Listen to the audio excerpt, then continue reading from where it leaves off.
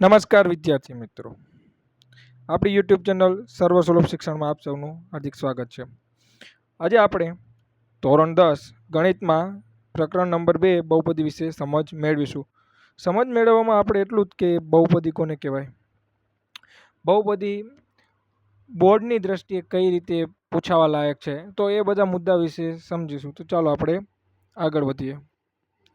તો બોર્ડમાં કઈ રીતે પૂછાય છે, તો અહીં તમે જોઈ શકો છો શૂન્યો શોધો.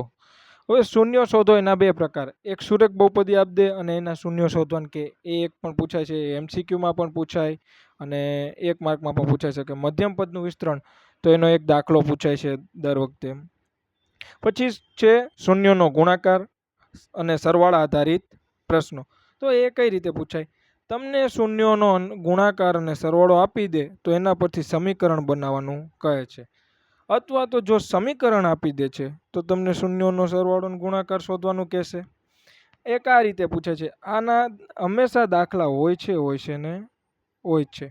પણ હવે આગળ વાત કરીએ કે આલેખ આધારિત પ્રશ્નો. તો આલેખ આધારિત પ્રશ્નો પરીક્ષા માટે કઈ રીતે પૂછાય, તો એના આલેખ નથી પૂછાતા પણ એના એમસીક્યુ કે એક માર્કના પૂછાય છે કે એક શ્યામના કેટલા બિંદુ છે, ખાલી જગ્યા પણ પૂછી શકે છે, એક શ્યામ કેટલી જગ્યાએ છેદે છે તો એના છેદ બિંદુ આધારિત, એ રીતે એક્ઝામમાં પ્રશ્નો પૂછાતા હોય છે.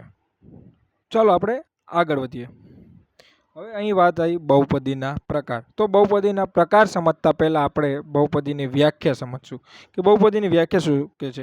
આની કોઈ પર્ટિક્યુલર વ્યાખ્યા તમારી બુકમાં પણ નથી આપી, પણ આ એક સામાન્ય સમજ માટે જાતે બનાવેલી વ્યાખ્યા છે કે બેઝિક પદાવલી સ્વરૂપે રહેલ ચલની ઘાતવાળું પદ એટલે બહુપદી.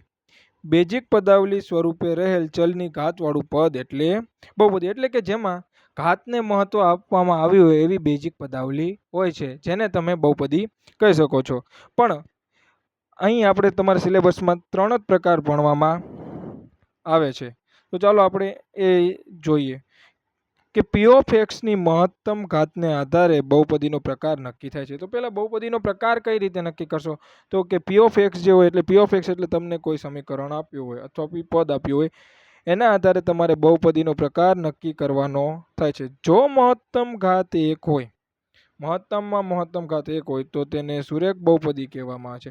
જો મહત્તમ ઘાત 2 હોય તો તેને દ્વિઘાત બહુપદી કહેવામાં આવે છે, અને જો મહત્તમ ઘાત 3 હોય તો ત્રિઘાત બહુપદી કહેવામાં આવે છે. હવે કઈ રીતે કામ કરશે કે સર સમજાવવાનું, તો હજી આપણે એક ચાર્ટ થ્રુ સમજીએ. ચાલો આપણે બહુપદીના પ્રકારો વિશે સમજણ મેળવીએ કે કઈ રીતે ઘાત અહીં મહત્વ ધરાવે છે, 3 પ્રકારો કઈ રીતે સાચનમાં કામ લાગે છે. તો જોઈ શકો છો તમે, મેં લખ્યું છે અહીં કે તેના ઉદાહરણ બહુપદીના પ્રકારો. તો 3 પ્રકાર છે, સુરેખ બહુપદી, દ્વિઘાત બહુપદી અને ત્રિઘાત બહુપદી. તો આગળ મેં કીધું હતું એમ, જેની મહત્તમ ઘાત 1 હોય તેને શું કહેવાય કે સુરેખ બહુપદી. મહત્તમ ઘાત કેટલી હોય, 1. તો હવે આપણે કઈ રીતે સાહેબ કે મહત્તમ 1 ઘાત હોય, તો ચાલો આપણે એના ઉદાહરણ લખીએ.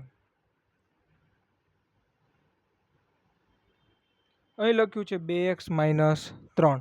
તો 2x - 3 તમે જોઈ શકો છો ચલપદ કોણ છે, x. તો x ની મહત્તમમાં મહત્તમ ઘાત કેટલી છે, 1. તો એને શું કહેવામાં આવે છે, સુરેખ બહુપદી.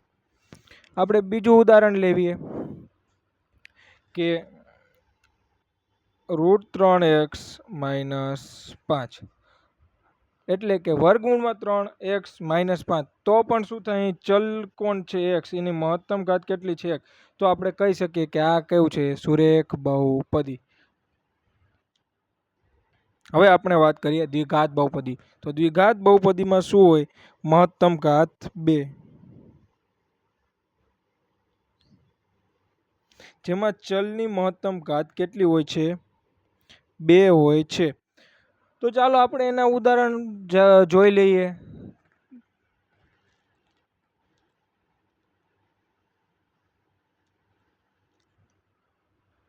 2x² + 3x.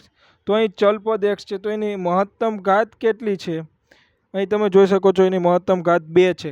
તો આ મહત્તમ ઘાત જે 2 છે એ નક્કી કરે છે કે આ બહુપદી દ્વિઘાત બહુપદી છે. હજી એક ઉદાહરણ દ્વારા સમજીએ આપણે. અહીં ચલપદ બીજું લઈએ જેનાથી તમને વધુ અંદાજો આવે.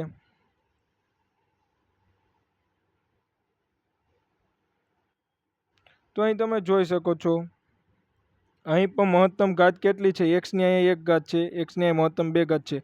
તો 2 ઘાત એટલે કે મહત્તમ ઘાત 2 હોય તો એને કેવું સમીકરણ કહેવાય? દ્વિઘાત બહુપદી કહેવામાં આવે છે.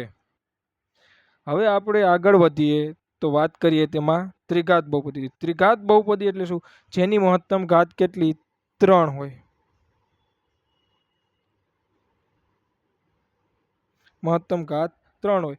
તો ચાલો આપણે એના ઉદાહરણ પણ સમજી લઈએ કે જેમાં મહત્તમ ઘાત જ 3 હોવી જોઈએ. તો સમીકરણમાં 2x - x ઘન.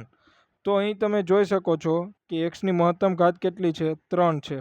તો અહીંયા જે 3 ઘાત છે એ નક્કી કરશે કે આ ત્રિઘાત બહુપદી છે. એવી જ રીતે હજી એક ઉદાહરણ દ્વારા સમજીએ. 3x નો ઘન વત્તા 2x નો વર્ગ વત્તા 1. તો પણ અહીં તમે જોઈ શકો છો અલગ અલગ ઘાત આપે છે. અહીં 3 ઘાત, 2 ઘાત અને અહીંયા 1 પણ નથી. પણ મહત્તમ ઘાત કેટલી છે? તો કે 3. તો જ્યાં મહત્તમ ઘાત 3 હોય એને શું કહેવામાં છે? ત્રિઘાત બહુપદી. જો મહત્તમ ઘાત 2 હોય તો એ દ્વિઘાત બહુપદી, અને જો મહત્તમ ઘાત 1 હોય તો એ સુરેખ બહુપદી કહેવામાં આવે છે.